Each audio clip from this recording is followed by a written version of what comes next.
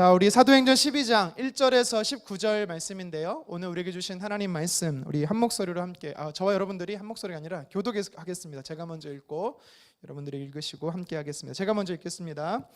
그때 헤롯 왕이 손을 들어 교회 중에서 몇 사람을 해하려 하여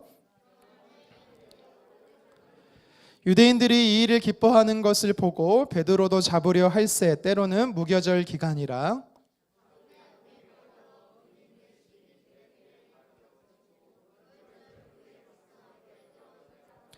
이에 베드로는 옥에 갇혔고 교회는 그를 위하여 간절히 하나님께 기도하더라.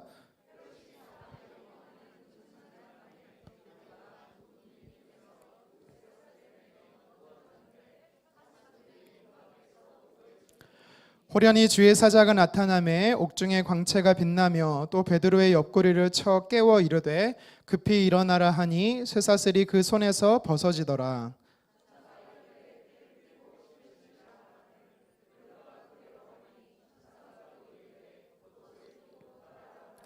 베드로가 나와서 따라갈새 천사가 하는 것이 생시인 줄 알지 못하고 환상을 보는가 하니라.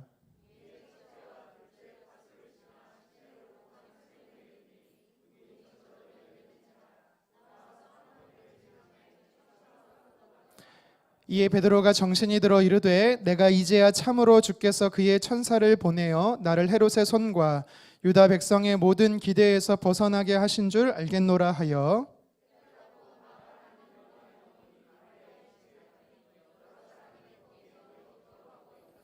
베드로가 대문을 두드린데 로데라 하는 여자아이가 영접하러 나왔다가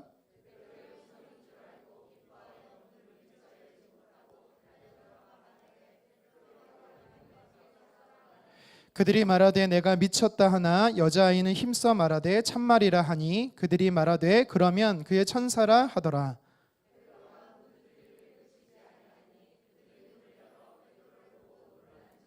베드로가 그들에게 손짓하여 조용하게 하고 주께서 자기를 이끌어 옥에서 나오게 하던 일을 말하고 또 야고보와 형제들에게 이 말을 전하라 하고 떠나 다른 곳으로 가니라.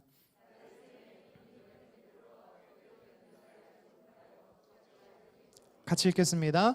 헤롯이 그를 찾아도 보지 못하매 파수꾼들을 신문하고 죽이라 명하니라. 헤롯이 유대를 떠나 가이사랴로 내려가서 머무니라. 아멘. 오늘 본문을 가지고 하나님의 영광을 위해라는 제목으로 말씀을 전하도록 하겠습니다. 여러분, 우리 사람의 몸에서요 필요 없는 기관이나 장기가 있을까요? 네. 네. 이거는 퀴즈가 아닙니다. 네. 자, 우리 의학 쪽에 계신 우리 집사님 맹장이 필요 없나요? 필요 있습니다. 필요 있어요. 근데 왜 있는지 모르겠어요. 오세요. 제가 띄워줄게요. 자, 사실은 우리가 태어나서 살아가면서 이것이 왜 존재하지 모를 만한 기관이 하나 있는데 어디냐면 가운데 있는 거 뭐예요? 배꼽이죠. 배꼽.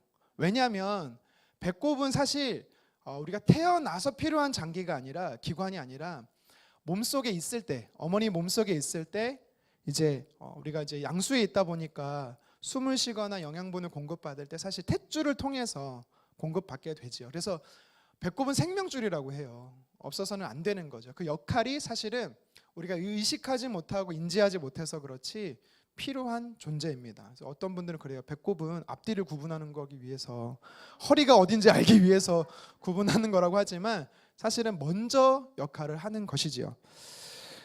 저희 집에 이제 막내가 오늘 아침인가 어제인가 제가 기억은 정확히 안 나는데 모기 물렸다고. 모기 물리면 엄청 부어요. 이상 그런 사람 간혹 있잖아요.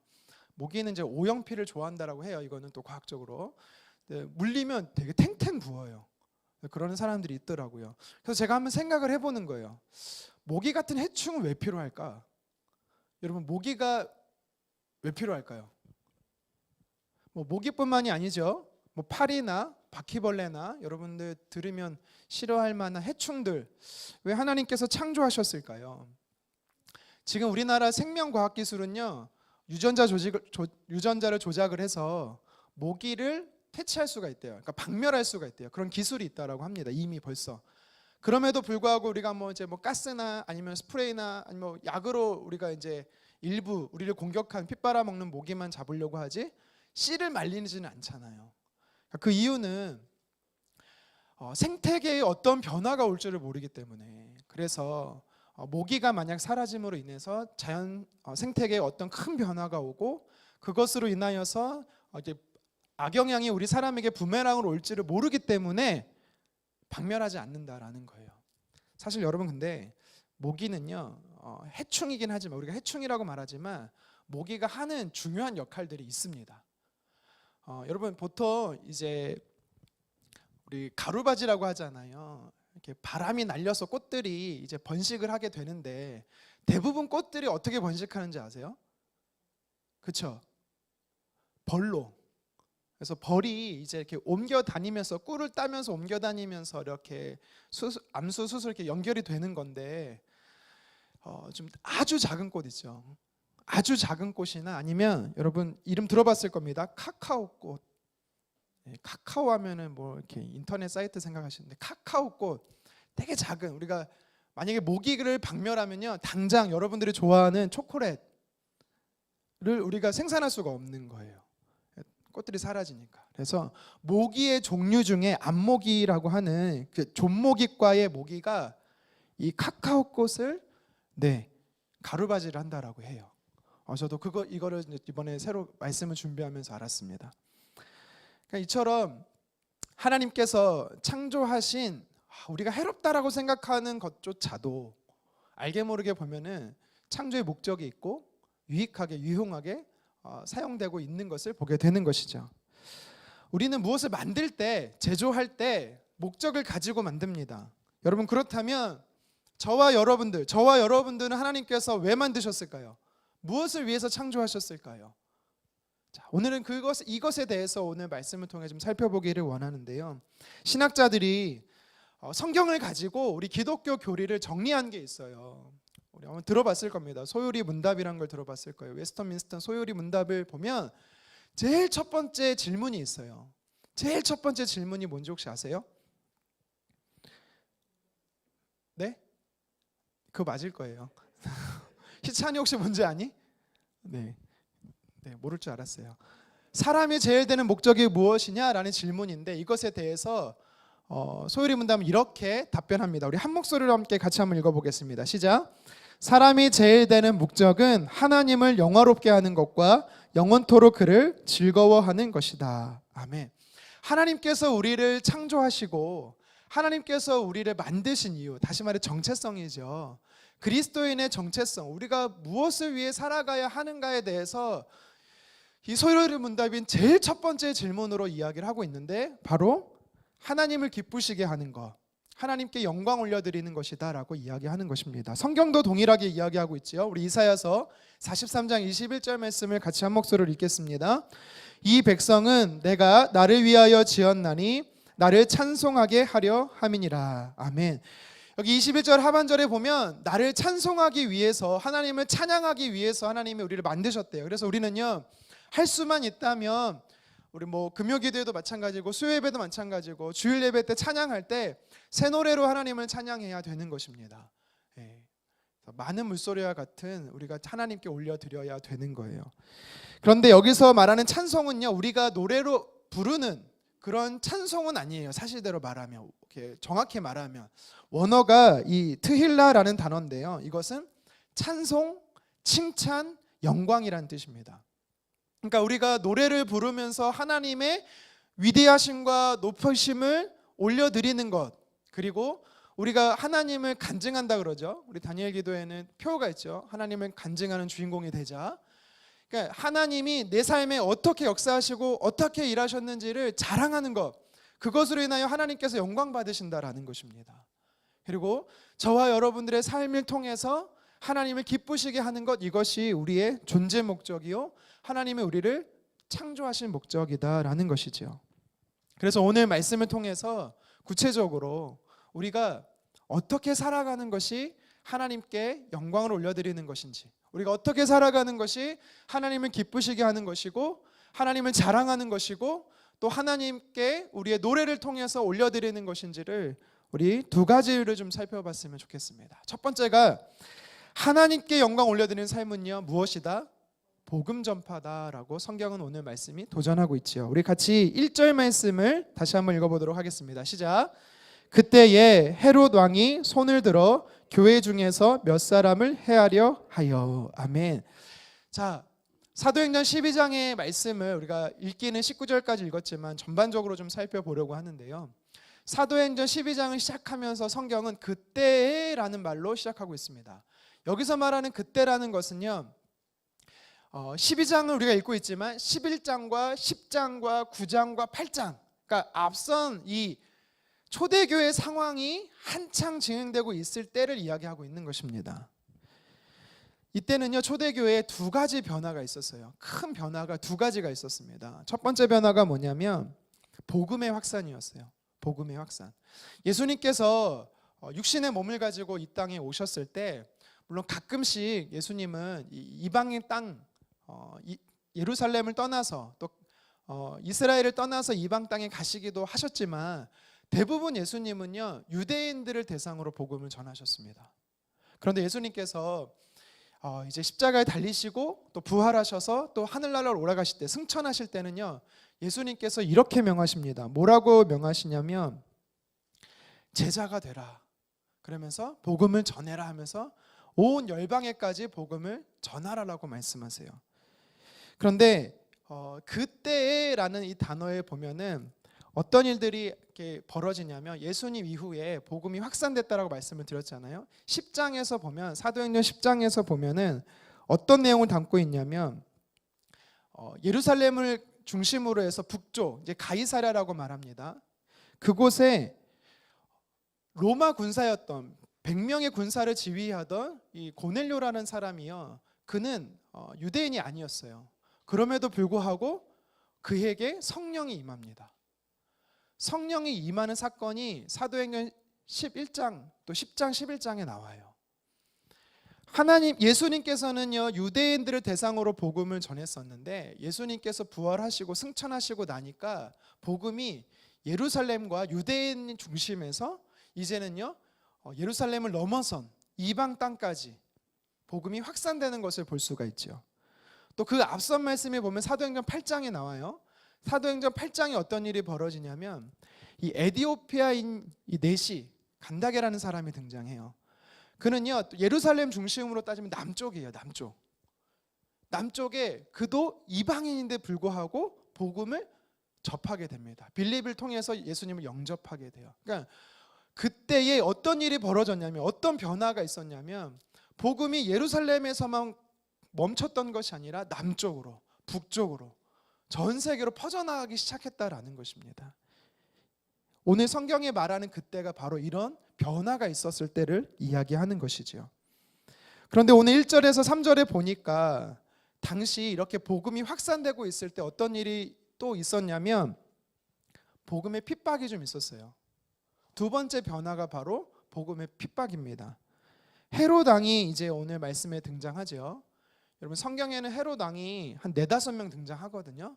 같은 헤롯 왕이 아니라 좀 이렇게 정리를 하고 갈 필요성이 있어서 제가 사진 한 장을 좀 가지고 왔습니다. 헤롯이 이렇게 많아요. 성경에 보면 제일 먼저 헤롯 대왕이 나옵니다. 그렇죠? 제일 윗줄에 보면 이제 헤롯 대왕이 나오는데 이 사람도 이제 헤롯 왕인데 이 사람이 누구냐면 이렇게 구분하면 돼요. 예수님이 태어나실 때 예수님을 죽이려고 했던 헤롯 왕, 헤롯 대왕이에요. 그래서 예수님이 그러니까 마리아와 요셉이 이 헤롯 대왕 때문에 애굽으로 도망을 치지요.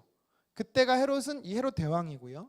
그 다음에 이제 이 헤롯 대왕이 죽고 나서 이제 마리아와 요셉이 다시 이제 이스라엘로 돌아옵니다. 그래서 예수님이 나사렛이라는 곳에서 자랍니다. 그때 이제 살아있던 헤롯 왕이 누구냐면 그 다음 밑에 이 두 번째 줄에 아켈라오라 헤롯이에요. 뭐 기억 못해도 됩니다. 자 그리고 나서 또 우리가 이제 성경에 또 헤롯이 누가 나오냐면 세례 요한을 죽였던 헤롯이 또 나와요. 그는 누구냐면 그 옆에 헤롯 안디바라는 사람입니다. 사촌 동생의 아내를 이제 빼앗았던 그것을 이제 비판했더니 죽인 거죠. 그리고 우리가 오늘 성경에 읽었던 이 베드로를 감옥에 가뒀던 헤롯이 누구냐면 헤롯 아그리파 1세입니다. 그의 아들 또 헤롯 아그리파 1세고요. 사도행전 25장에 가면 헤롯이 또 나와요. 그놈의 헤롯이 계속 나와요. 근데 그 헤롯은 누구냐면 이제 헤롯 아그리파 2세 이렇게 됩니다. 그래서 한 4-5명의 성경 한 5-6명이 나오는데 여러분들 이렇게 그냥 이렇게 정리하고 넘어가시면 좋겠고요. 그래서 오늘 이 핍박하는 가운데, 그러니까 초대 교회가 핍박 가운데 있는 이 시대는 헤롯 아그리파 1세였던 것이죠. 유대 당시에는요, 유대 종교 지도자들이 예수님 때부터 사실 핍박은 했어요. 예수님이 십자가에 달리신 것도 사실은 핍박 때문이죠. 그런데 그때는 종교 지도자들이 핍박을 했었어요. 그러니까 종교적인 이유 때문이었어요. 그런데 시간이 예수님 돌아가시고 나서 한 20년, 30년이 지나가면서 어떤 일이 벌어지냐면 10년, 20년 이렇게 지나가면서 어떤 일이 벌어지냐면 종교 지도자들의 이 핍박에서만 멈추는 것이 아니라 이제는요, 국가적인 핍박, 정치적인 핍박, 법적인 핍박이 일어나기 시작했다라는 것입니다. 그러니까 단순히 종교적 이유가 아니라 종교와 정치와 심지어 이제 이 국가까지 그리스도인들을 핍박하기 시작했다라는 것이죠. 여러분, 뭐 우리가 사는 이 시대는 뭐 당시 이 시대처럼 핍박을 그렇게 많이 받지는 않지만 우리도 이제 핍박이 시작이 됐어요. 할렐루야입니다.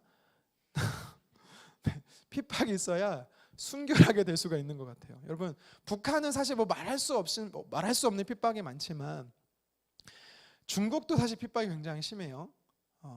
여러분, 제가 예전에도 한번 말씀을 드린 적이 있는데 올림픽을 앞두고 2022년도 봄에 이제 올 초에 동계올림픽이 있었잖아요. 코로나 때문에 사실은 이제 수그러들긴 했는데 이 올림픽이 개최된다는 거 확정이 된 순간부터 사실 중국은요, 엄청난 핍박이 있었습니다. 선교지에. 선교사님들은 뭐 내쫓는 것을 시작으로 이 교회는 삼자 교회가 있고 지하 교회가 있어요. 그러니까 드러나 있는 외형적인 교회가 있고 유형적인 교회가 있고 숨어서 이렇게 복음을 위해 살아가는 또 우리 성도들이, 중국 성도들이 있거든요. 지하교회 성도들인데 이제 중국 정부가 어떻게 하냐면 회유책을 낸 거예요. 너희들이 나라에 신고하고 신고만 하면 인정해 주겠다. 교회를 인정해 주겠다. 탄압하지 않겠다. 그러니까 지하교회들이 많이 등록을 합니다. 근데요, 그걸 시작으로 다 탄압을 하는 거예요. 그러니까 회유책이었던 거예요. 지도자들을 다 이제 감옥에 가두고, 그래서 이제 한국에 넘어오셔서 이제 한국에 있는 중국인들을 상대로 선교하는 중국 목사님은 제가 교제하는 목사님이 계신데 그분이 하시는 말씀이 자기가 이제 가끔씩 중국에 가게 되면 자기와 함께했던 지하교회 지도자를 만나러 간대요. 대부분 이제 가택연금이 돼 있어요. 우리가 생각하는 것처럼 이렇게 뭐 자유롭게 나올 수 있는 게 아니고요. 인터넷도 못 하고 전화도 못 하고 그리고 가족도 못 만나고 이렇게 나라의 정부의 허가가 될 때만 그분을 만날 수가 있대요. 그래서 자기도 여러 번 만나지는 못했다고 하는데 10년, 20년 이게 계속되니까 이분이 정신 착락증이 온대요. 지금이 몇 년도인지도 모르고 며칠인지도 잘 모른대요. 그래서 생각이 과거에 딱 제한돼 있는 거예요. 시대가 확 바뀌었는데도 모른다라는 거예요. 그렇게 이제 중국의 탄압이 계속되고 있습니다. 지금도. 그리고 우리가 보통 이제 도청한다라고 하잖아요. 도청할 때 뭐 핸드폰이나 아니면 집에 이렇게 딱 뭘 숨겨서 도청하지만 과학 기술이 발달해서 한번 제가 말씀드렸죠. 이렇게 뭘 쏴요. 이렇게 전자파처럼 뭘 쏴요. 쏘면 거기에 사람들이 얘기하는 게 진동으로 온대요. 진동으로 오면 무슨 말을 했는지를 알 수가 있대요. 와, 엄청난 기술이죠. 그렇게 해서 선교사님들이나 아니면 기독교인들 예배 드리는 것도 다 간청한다고 하더라고요. 여러분, 우리나라는 어떨 것 같습니까? 우리나라는 복음 전하는데 핍박이 있나요? 혹시 복음 전하다가 물세례를 받아봤다. 복음 전하다가 뺨을 맞아봤다. 복음 전하다가 욕은 뭐 많이 드셔봤죠? 네. 저 청년 때 복음 전하면서 그런 경험은 있습니다. 네, 우리 청년들도 그런 경험 있기를 소망합니다. 네, 아멘. 명하나. 네. 야성이 사실 많이 없어졌어요. 이런 핍박이 없다 보니까 좀 있었으면 좋겠어요. 그런 간증들이 있었으면 좋겠어요. 복음을 전하다가 물론 이제 살해 위협을 당하면 안 되겠죠. 하지만 복음의 간증들이 우리 청년부에는 좀 있었으면 좋겠어요. 여러분 근데 우리나라에도요 조금씩 여러분 복음 핍박이 이제 시작이 됐어요. 알겠죠? 통계적으로 우리나라는요 한 3분 개신교만 놓고 봤을 때 한 5분의 1에서 4분의 1 정도가 그리스도인이라고 말해요. 그리고 이제 카톨릭까지 함께 뭐 기독교를 섞는다면 한 3분의 1 정도가 예수님을 믿는다라고 해요. 그렇기 때문에 뭐 표면적으로는 핍박이 없는 것 같습니다. 그런데 점점점 어떤 일이 일어나고 있냐면 여러분 들어봤을 거예요. 정치적인 이제 법이 바뀌고 이제 정치적인 이제 탄압이 조금씩 시작되고 있습니다. 왜냐하면 평등이다, 인권이다라고 말하는 것은요 사실은 성경에서 말하는 거랑 너무 대치가 돼요. 왜냐하면 시작부터가 틀리거든요. 인간을 이해하는 시작부터가 너무 달라요. 성경은 우리 사람을 뭐라고 말해요? 죄인이다라고 말하죠.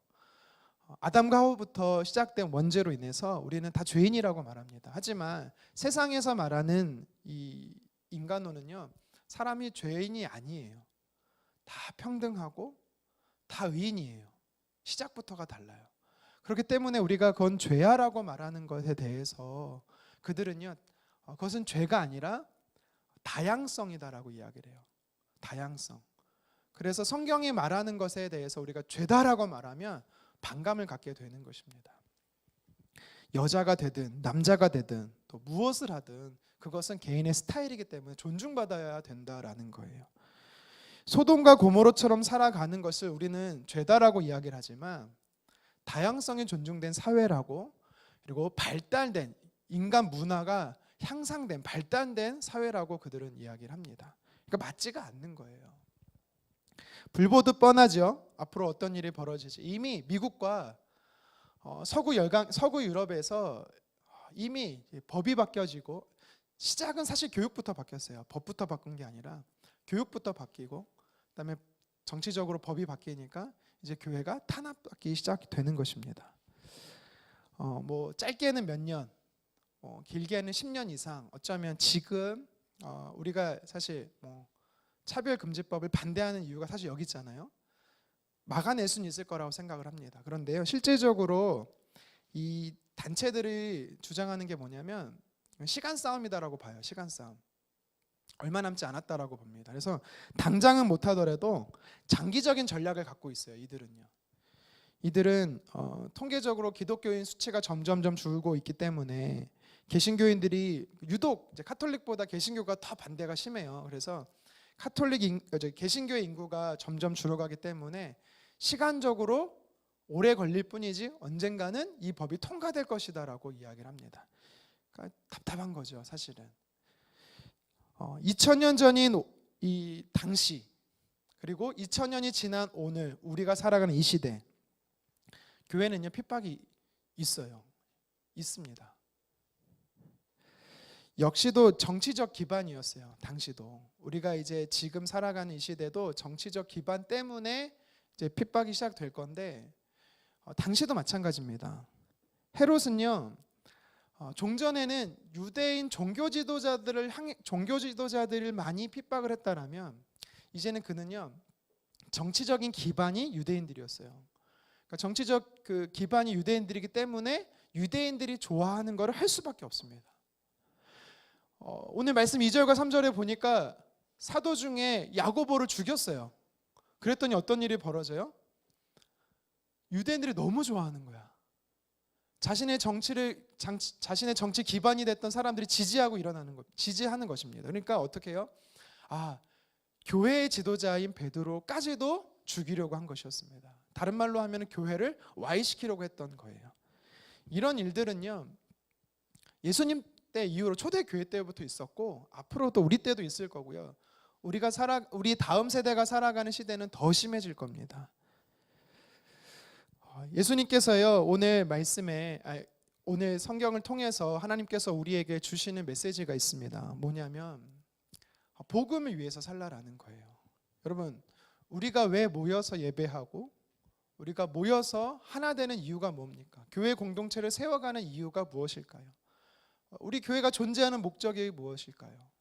비전이라고도 말을 하는데요. 그것은 바로 오늘 말씀에 복음 전파 때문인 것입니다. 복음 전파 때문에. 할 수만 있다면 한 사람이라도 더 예수 그리스도를 믿게 하는 것이 우리의 목적인 겁니다. 예수님이 우리에게 제자 삼으라고 말씀하셨습니다. 승천하시면서 사도행전 1장 8절에 이렇게 말씀하시죠. 우리 같이 한번 읽어보도록 하겠습니다. 오직 성령이 너희에게 임하시면 너희가 권능 받고 예루살렘과 온 유대와 사마리아와 땅끝까지 이르러 내 증인이 되리라 하시니라. 아멘. 하나님께서요, 우리 교회를 통해서 또 저와 여러분을 통해서 이 땅에 살아가게 하시는 이유와 목적이 분명한 것입니다. 복음 전파를 위해서라는 거예요. 한 영혼을 주님 앞에 돌아오게 하는 목적 때문에 우리가 창조되었고 우리가 살아간다라는 것입니다. 그런데 오늘 말씀처럼 보면 복음을 전하다가 순교하게 되고 복음을 전하다가 감옥에 가기 때문에 어렵다 여러분 생각하실 수 있지만, 여러분 순교는 아무나 합니까? 순교는 아무나 하지 않습니다. 네, 아무나 하나? 그렇지 않습니다. 그거는 순교는요, 십자가의 영광인 것이죠. 하나님의 은혜인 것입니다. 사실은 아무나 순교하는 것이 아니죠. 또 오늘 말씀에 물론 베드로는 복음을 전하다가 감옥에 gat히긴 하지만 그는요 감옥에서 풀리는 기적을 경험하게 돼요. 하나님의 영광을 위해서 살다 보면 복음을 전하며 살다 보면 하나님의 놀라운 기적을 경험하게 되는 줄 믿으시기를 바랍니다. 복음을 전하는 방법엔 세 가지가 있어요. GPS라고 하죠.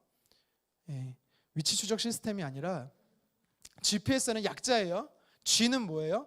고라는 약자지요. 가는 거예요. 우리가 복음을 전하려면요, 우리가 가정으로 가야 되는 거예요. 복음을 들고 가정으로 가야 되는 거예요. 복음을 들고 선교지로 가는 겁니다. 일터로 가는 거고요, 학교로 가는 거예요. 그래서 우리가 그렇게 누누이 말하잖아요. 우리는 다 선교사예요. 목사 한 수를 받고 선교지에 가는 사람만이 선교사가 아니라 예수 그리스도를 믿는 모든 사람은 다 선교사예요.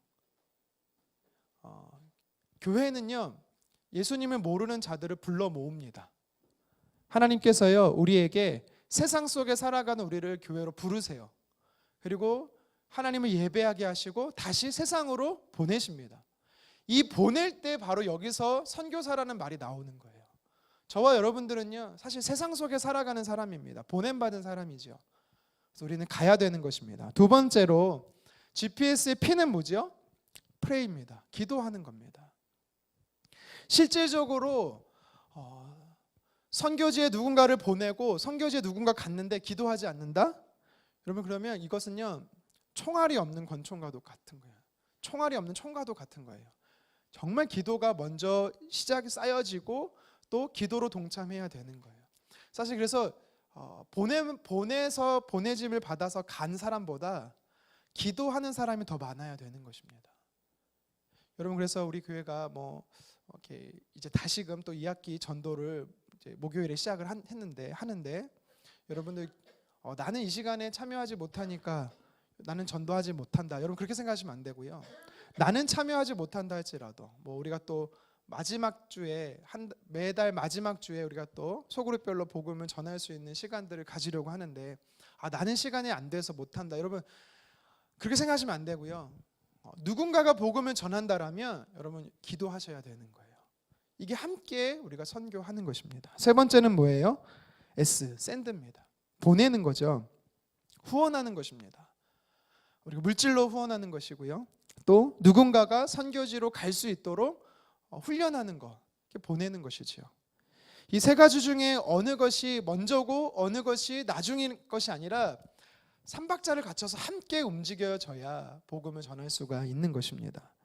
우리 교회는요, 이제 앞으로 시대적으로, 정치적으로, 종교적으로 계속해서 교회가 탄압이 될 거고 복음이 전하는 것이 막히게 될 거예요. 여러분 어느 정도인지 여러분 감을 사실 잡으시는지 모르겠지만요, 옛날에는요, 그러니까 코로나라는 것 때문에 모든 것이 많이 변했지만 코로나 직전에 어떤 일들이 서울에 있는 대학가에서 일어나기 시작했냐면, 학교마다 이제 총학생이라는 데가 있어요. 이제 학생들 중심으로 이제 만든 거죠. 그 총학회라는 곳에서요, 선교 단체를 하나로 줄이려고 만드는 거, 하나로. 근데 예를 들어서 선교 단체에만 뭐 CCC라는 데도 있고 예수전도단이라는 데도 있고 조이라는 데도 있고 뭐 IBF라는 데도 있고 뭐 캠이라는 데도 있고 이렇게 메이저 되는 이 선교 단체 말고도 굉장히 많습니다. 또 그런데 이거를 하나로 통일하는 거예요. 되게 그림은 좋아 보여요.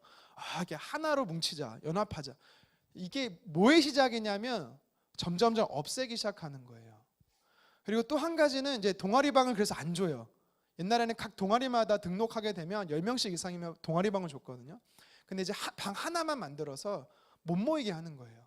그리고 또 어떤 학교 같은 경우는요, 학교 내에서, 그러니까 강의실뿐만 아니라 뭐 이렇게 돌아다니는 도로 있잖아요. 그곳에서 복음을 전하지 못하도록 만들어 놓는 거예요, 학칙으로. 학교 밖에서 정문을 나가서는 되는데 학교 안으로 들어오면 이제 뭐 사형리나 아니면 브릿지나 성경을 가지고 예수님 믿으세요라는 거, 뭐 찬양을 한다거나 기도를 한다거나 이것을 금하는 운동이 시작되고 있었어요, 사실은. 그러니까 그렇게 금하는 것입니다. 뭐 학교는 뭐 이루 말할 수도 없죠. 네, 뭐 미션 스쿨이라고 하는 곳에서도 사실 체프를 없애고 있는 상황이고 있기 때문에 우리 학교도 마찬가지입니다. 고3은 체프를 못 드려요. 안 드리는 건지 못 드리는 건지 모르겠는데, 하여튼 네, 그러니까 안타까워요. 작년엔 드렸는데 못 드리니까. 뭐 시간 수업이 없어서 이렇게 한다라고 하는데, 그래서 더 열심히 우리 교목님들이 복음을 전하려고 하는 것이죠. 어쨌든 여러분 이런 일들이 일어나고 있어요, 우리 안에. 그럼 우리 교회는 무엇을 위해서 존재해야 되는가? 우리는 무엇을 위해서 교회를 세워가야 하는가? 복음을 전하는 일에 힘써야 된다라는 것입니다. 우리가 12장을 읽었는데 13장을 보면은요, 이렇게 종교 지도자들의 탄압 정도에서 이제는 정치 지도자들의 탄압으로 확산되는 가운데서도요, 교회는 복음 전하는 걸 멈추지 않았어요. 예루살렘 교회가 이제는요, 안디옥 교회를 파송하고 안디옥 교회에 사람을 보냅니다. 사람을 보냈고요, 기도로 함께 했고요, 물질을 보냈어요. 탄압하면 탄압할수록 교회는요 더 번식하게 돼 있습니다. 번식이라는 표현보다 복음이 확산되게 되는 것입니다. 여러분, 이것이 우리의 존재 목적인 것입니다. 우리 교회의 존재 목적이고요, 저와 여러분들이 이 교회로 모이는 목적이 되어야 되는 줄 믿으시기를 바랍니다. 계속해서 오늘 말씀이 무엇이 하나님의 영광을 위해서 사는 삶이냐, 저와 여러분들이 창조되고 지음받은 존재의 목적이 무엇인지에 대해서 이야기를 합니다. 무엇입니까? 기도라는 것입니다. 기도. 오늘은 제가 기도가 뭐냐, 이 기도에 대한 사전적인 의미와 그런 것을 하지는 않고요, 오늘 말씀에 성도들이 언제 기도했고 왜 기도했고 이 기도했을 때 어떤 일이 일어났는지에 대해서 한번 여러분과 다뤄보고 싶습니다. 예루살렘에 사람들이 많이 모일 때가 있어요. 그때가 언제냐면 절기입니다. 절기. 오늘 성경에도 읽어보니까 4절 하반절에 보면 무교절 절기 기간이다라고 말해요. 그러니까 사람들이 예루살렘에 가장 많이 모여 있을 때예요. 디아스포라 유대인들이라고 하죠. 이스라엘 밖에서 사는 사람들은요, 절기 때만 되면 예루살렘으로 모입니다. 뭐 수만에서 수십만의 사람들이 예루살렘에 거주하고 있어요. 이때를 노린 거예요. 이때를 헤롯 아그리파 1세가 정치적으로 이용하고자 했어요. 야고보를 죽이니까 사람들이 너무 좋아해요. 이제 그러면 예루살렘 교회, 초대교회의 수장이었던 베드로를 이제 이 절기가 끝나는 마지막 날에, 절기가 딱 끝나자마자 해가 지고 나면 죽이면 이제 엄청난 몰표를, 이제 사람들의 지지를, 유대인들의 지지를 받아서 자기의 정치적인 입지를 확고히 하고자 했던 그런 속내가 사실은 담겨져 있습니다. 이런 위기적인 상황 속에 교회는 무엇을 합니까? 그때 기도하는 것입니다. 여러분, 기도는요, 교회가 위기에 빠졌을 때, 베드로라는 한 사람이 긴급 위기에 빠졌을 때 하는 것이 바로 기도가 되어야 한다라는 것이죠. 우리 5절 말씀을 같이 한번 읽어보도록 하겠습니다. 이에 베드로는 옥에 갇혔고 교회는 그를 위하여 간절히 하나님께 기도하더라. 아멘. 교회의 수장이었던 베드로가 감옥에 갇혔어요.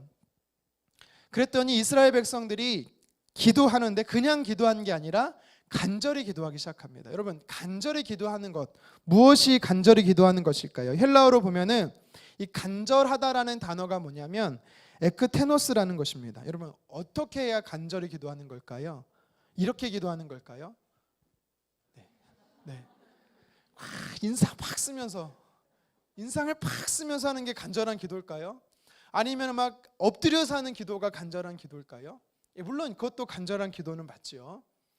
근데 사실은 여기 성경에 말하는 간절한 기도는 이런 모습을 이야기하는 것이 아닙니다. 여기서 말하는 간절한 기도라는 무슨 의미냐면 지속적인 기도라는 말이에요. 다시 말해서 이스라엘 백성들이 베드로가 감옥에 갇혔어요. 그래갖고 긴급한 상황 속에서 그들이 했던 간절한 기도는요, 지속된 기도였다는 거예요. 끊임없는 기도. 다시 말해서 쉽게 말하면 베드로가 감옥에서 나오기까지 하는 기도가 간절한 기도라는 것입니다. 그러니까 우리가 막 간절한 기도하면은 막 금식하고 막 먹지 않고 금식하는 것이죠. 그다음에 자지 않고 날을 새면서까지 하는 기도. 옛날에 우리 어르신들은 새벽에 물 떠다 놓고 목욕 재개하고 막 비나이다, 이런 간절함이 사실 우리 유교적 사고에 우리 안에 있어서 그렇죠. 성경이 말하는 여기서 말하는 간절함이라는 뜻은 그런 의미가 아니라 끝까지 하는 기도를 이야기하는 거예요. 끝까지 응답될 때까지 하는 기도, 이게 간절한 기도입니다. 초대교회 성도들은 언제까지 기도합니까? 우리 12절 말씀을 같이 한번 읽어보도록 하겠습니다. 시작.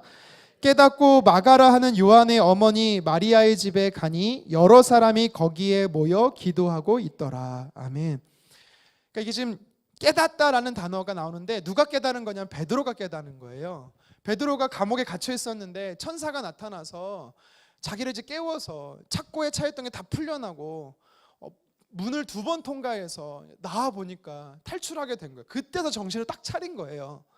이게 꿈이 아니고 환상이 아니고 실제였구나라는 걸 깨닫고 베드로가 어디로 가냐면 마가라는 요한의 어머니의 집으로 갔다라는 거예요. 그런데 가보니까 거기에 초대교회 성도들이 무엇을 하고 있었대요? 기도하고 있었다라는 겁니다. 그러니까 초대교회 성도들은요, 간절히 기도하고 있었어요. 베드로가 나올 때까지 기도하고 있었다라는 것입니다. 그렇습니다. 여러분, 기도는요, 이렇게 하나님께서 영광 받으시는 기도, 하나님께서 기뻐하시는 기도가 있는데 그것은 뭐냐면 지속적인 기도예요. 지속적인 기도. 잠깐 하고 끝내는 그런 기도가 아니라는 것입니다.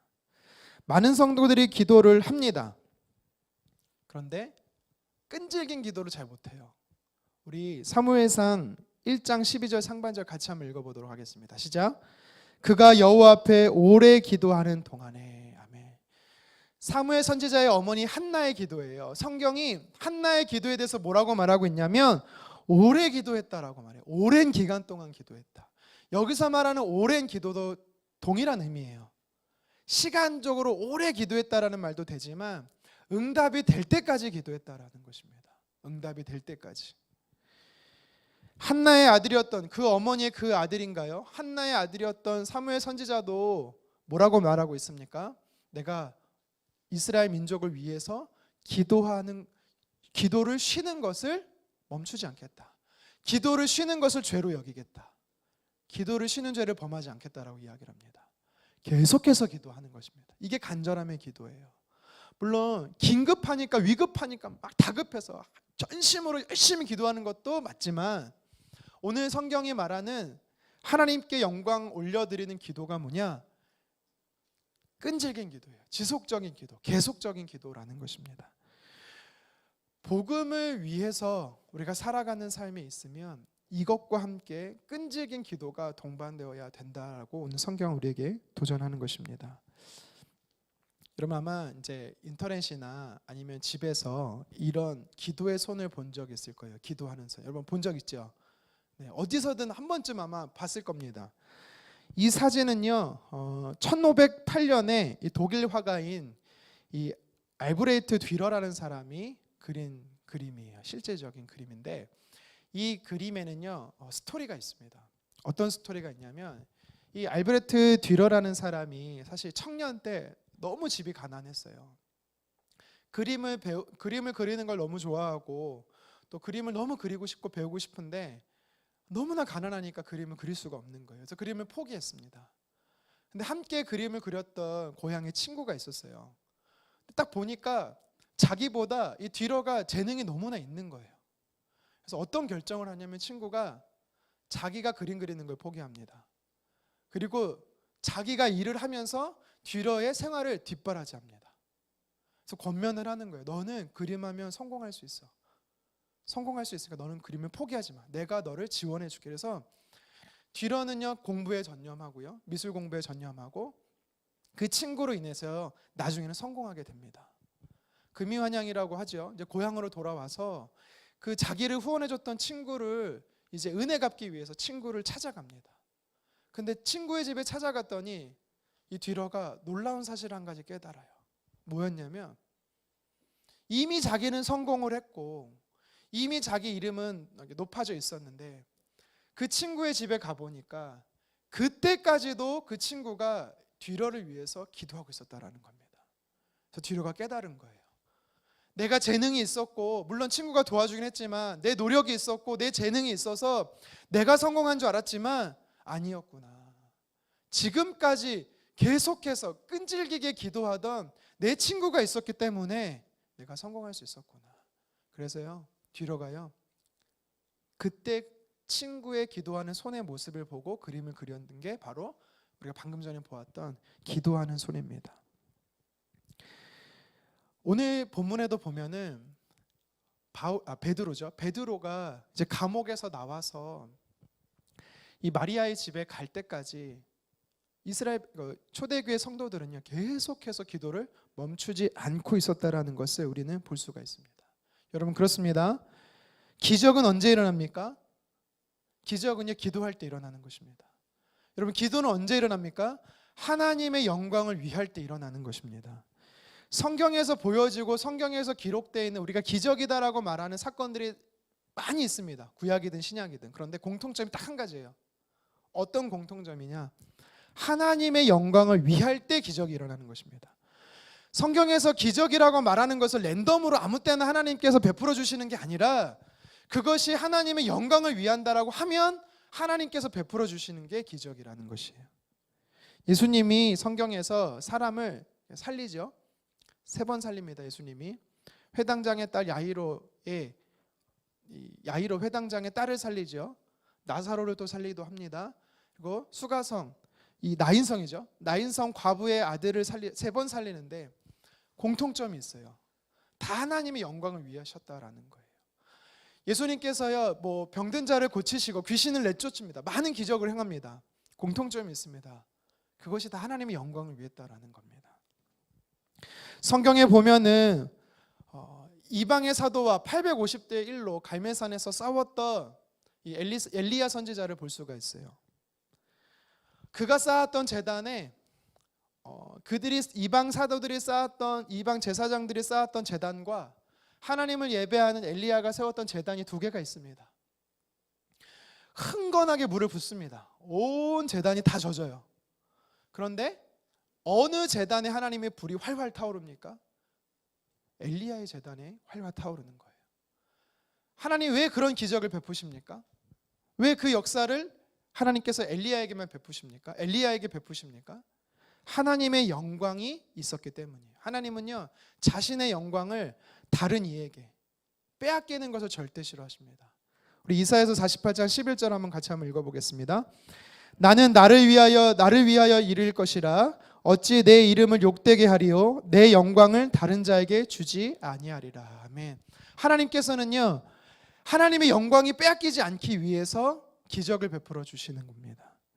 예수님뿐만 아니라 오늘 말씀의 초대교회 성도들도 그리고 많은 신앙의 선배들이 선진들이 나타냈던 그 기적들의 공통점이 뭐냐면 다 하나님의 영광을 위했다라는 거예요. 초대교회 성도들이 하나님의 영광을 위해서 기도한 것입니다. 하나님의 교회를 위해서 주님이 다스리시는 통치하시는 교회를 위해서 베드로를 위해서 기도했던 것입니다.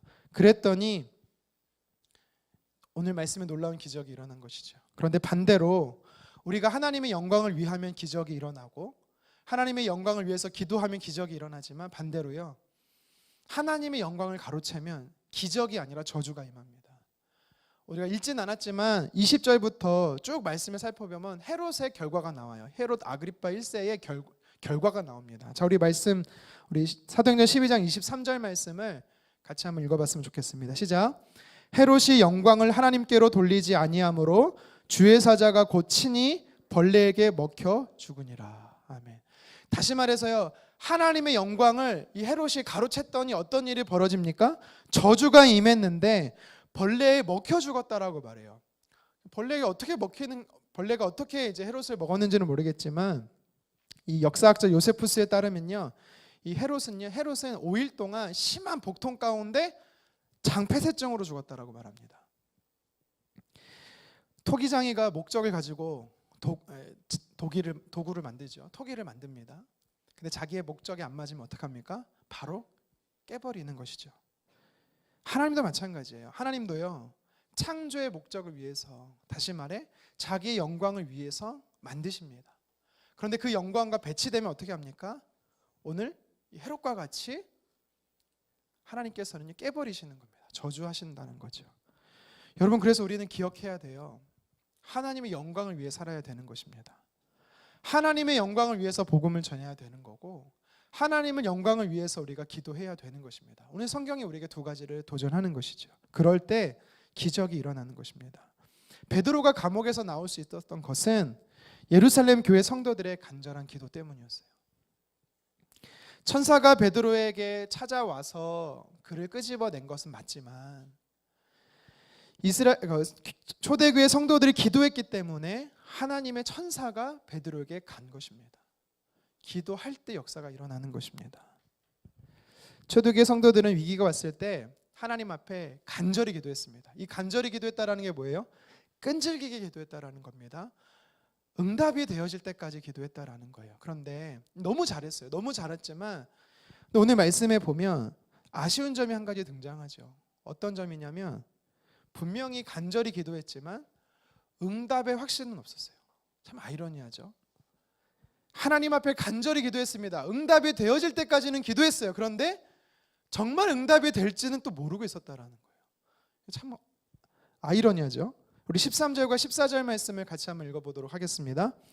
베드로가 대문을 두드린데 로데라 하는 여자아이가 영접하러 나왔다가 베드로의 음성인 줄 알고 기뻐하여 문을 미처 열지 못하고 달려들어가 말하되 베드로가 대문 밖에 섰더라 하니. 그러니까 지금 자신을 위해서 기도하는 초대교회 성도들의 간절한 기도를 막 듣고 있는 거예요, 베드로가. 그래서 베드로가 문을 막 두드리기 시작합니다. 기도 중에 사람들이 있어서 못 들었는지 모르겠지만 가장 가까이 있었던 소년 로데라는 여자아이가 나와서 누구세요? 했겠죠. 그랬더니 베드로입니다 라고 했고 그 목소리가 베드로인 거예요. 너무 깜짝 놀라서 이 정도 되면 어떻게 해야 돼요? 문을 열어주는 게 정상이지만 너무 놀란 나머지 그는요 문을 열어주지 않은 채로 사람들에게 가서 베드로가 감옥에서 나왔다고. 그러니까 지금 무엇을 위해서 기도해요? 하나님, 베드로를 구출해 주십시오. 간절히 기도합니다. 될 때까지 계속 기도하는 거예요. 엄청난 믿음의 기도죠. 근데 하나님이 그것을 들으시고 베드로를 보내주셨어요. 근데 믿질 않아요. 여러분, 이게 뭐냐면 오늘날 우리 성도들의 이 기도의 잘못된 습관이에요. 뭐냐면 기도는 잘한다라는 거예요. 특히 한국교회 기도 참 잘합니다. 여러분, 주여라는 단어가 영어로 뭐죠? 로드죠. 그래서 우리가 주여 삼창 하잖아요.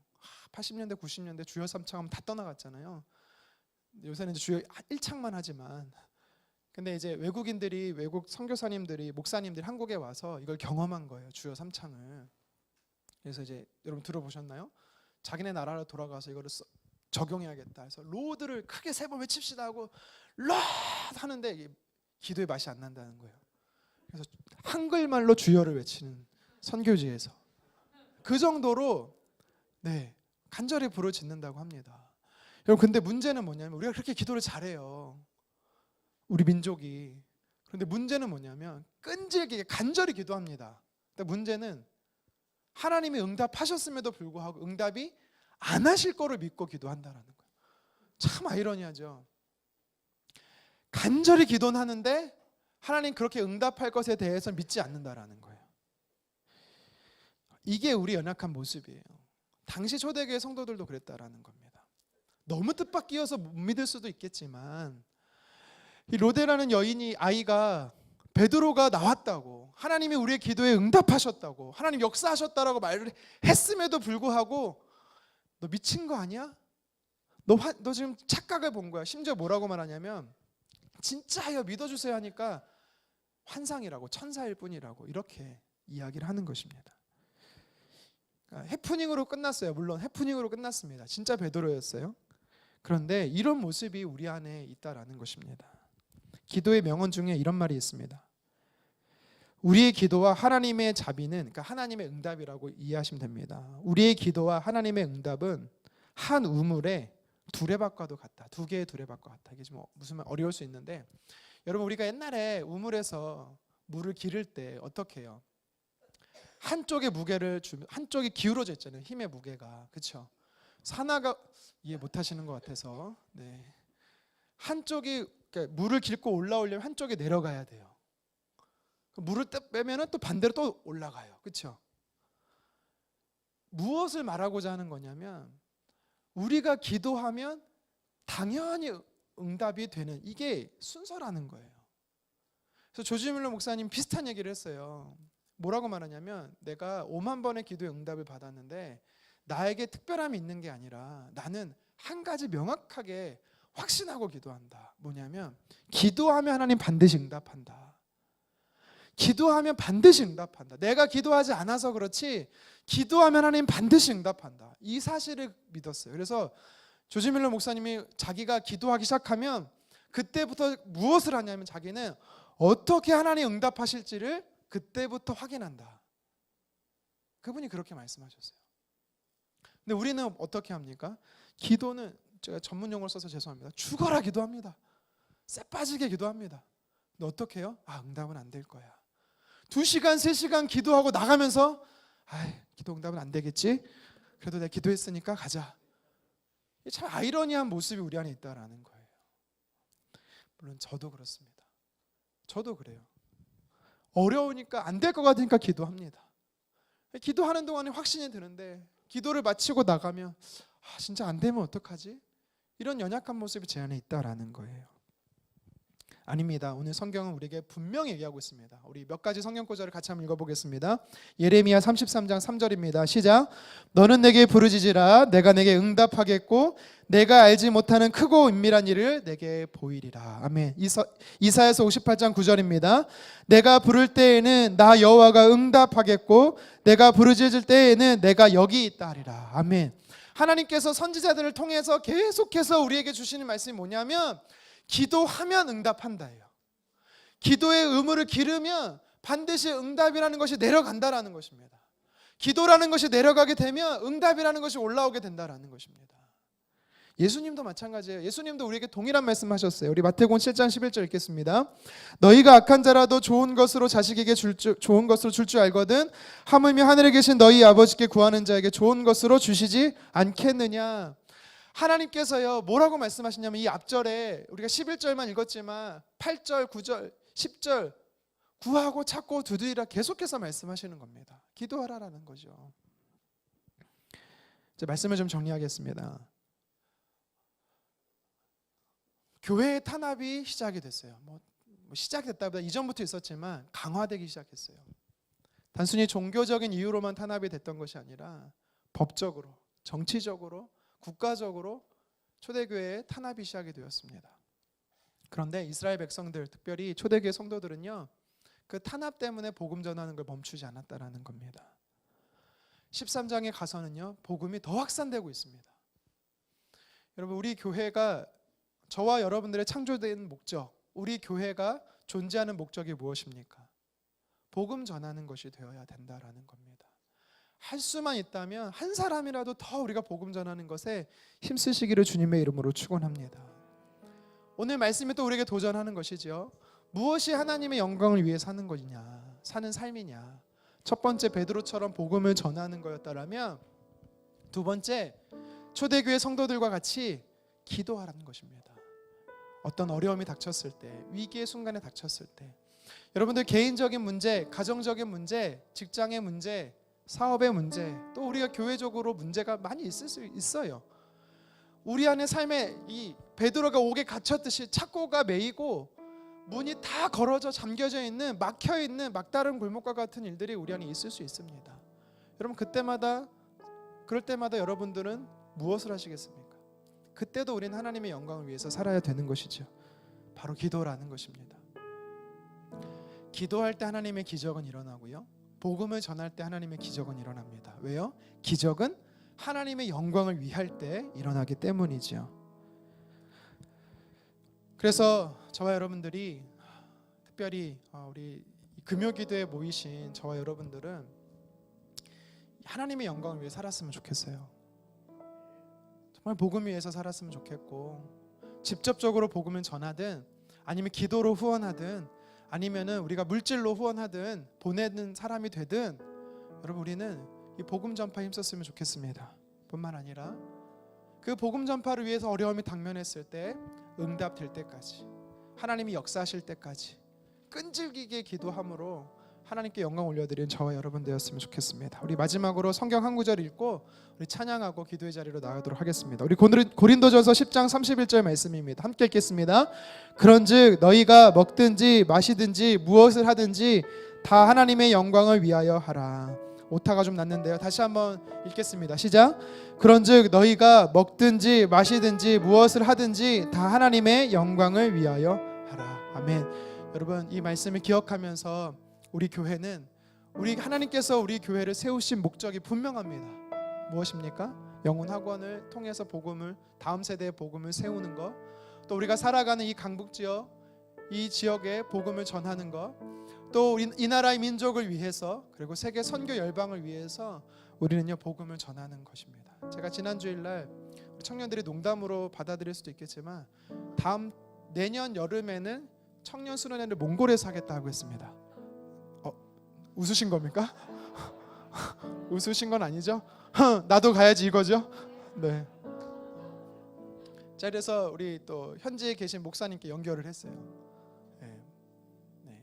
이미 칼을 뽑았으면 시작을 해야겠다 생각을 해서 청년들에게 이렇게 복음 전함과 좀 세계 열방을 품었으면 좋겠다라는 사모함이 제 안에 있어서 그런 도전을 할 겁니다. 여러분 우리는요 교회의 존재 목적은 분명합니다. 그렇죠? 주의 오실 길을 예비하는 비전도 우리 안에 있잖아요. 다음 세대도 우리의 비전이잖아요. 그렇기 때문에 여러분 우리는 계속해서 복음을 전해야 돼요. 뿐만 아니라 할 수만 있다면 하나님이 우리 삶 안에 역사하시고 일하시면 좀 목도했으면 좋겠습니다. 그러니까 기적이라는 것을 경험해봤으면 좋겠어요. 근데 하나님은 아무 때나 기적을 베푸신다는 게 아니라는 걸 알아셨으면 좋겠어요. 내가 원하면 다 베풀어 주시는 게 아니고, 왜 갑자기 우박이 막 내려서 쫓아가는 이스라엘 백성들은 우박을 맞지 않고 도망가는 아모리 다섯 왕들만, 그들 이 군사들만 왜 우박을 맞냐고. 너무 신기하지 않습니까? 우박이 내리면 나는 쫓아가기 때문에 나도 맞아야 되는데 내가 달려가면 우박이 이렇게 내리는 거야. 너무 신기하지 않습니까? 성경을 묵상하다 보면 하늘의 해와 달이 왜 멈춰섰습니까? 자전과 공전이 멈췄다라는 거잖아요. 왜 멈췄을까요? 하나님의 영광을 위해서. 하나님의 영광 때문에 하나님은 기적을 베푸시는 거예요. 만약 우리의 생명을 히스기야 왕처럼 15년을 연장한다면 여러분 그건 하나님의 영광을 위해서인 거예요. 여러분 여기 계신 모든 분들은요 120세 이상 사십시오. 축복합니다. 아멘 하세요 제발. 네. 싫으세요? 좀 농담이에요. 벽에 못 칠하면서 사는 그렇게 120세 말고 모세처럼 눈이 초롱초롱하고 그렇게 건강하게 사세요. 왜냐하면 그렇게 살게 하시는 건 하나님의 영광이 되기 때문이에요. 복음 전하라고. 여러분 근데 그 기적을 어떤 사람이 경험한다고요? 기도한 초대교회 성도들이 경험하는 것입니다. 기도한 초대교회 성도들 때문에 베드로는 옥에서 나오는 것이 꿈이 아니고 환상이 아니고 실제였음을 경험하게 되는 것입니다. 저와 여러분들이 이렇게 복음 전함과 기도를 통해서 하나님께 영광 올려드려서 그것이 우리의 삶의 목적이잖아요. 그래서 하나님의 기적을 경험하기를 주님의 이름으로 축원합니다.